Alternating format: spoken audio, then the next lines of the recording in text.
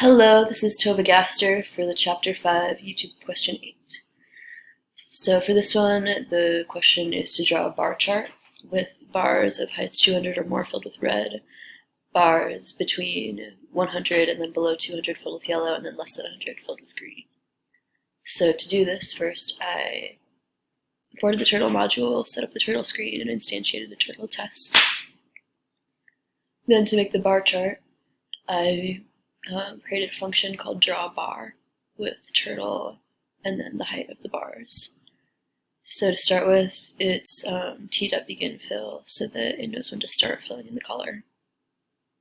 And then it goes left 90, then it goes, so now it's going up, and then it goes up the height of the bar.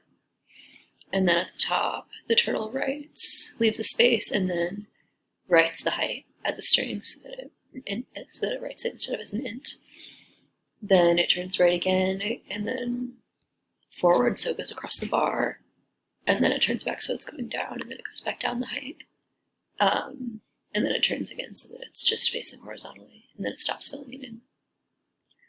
So to make a bar chart, I made a list of the heights of the bars that I wanted to draw, and then I called that A, and then I made a for loop, and then I called that A. So where the height is equal to or greater than 200, then it fills in with red.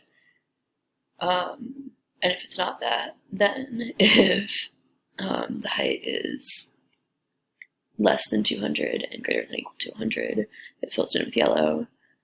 And then finally, if it's below 100, it fills it in with green. And then I called the function so that it draws the bar chart with those specifications. So we can see when we run it that since that one's 48, it's green, since that one's 120, it's yellow, that one's over 200, so it's red. And there we go. There's the bar chart. All right, thank you.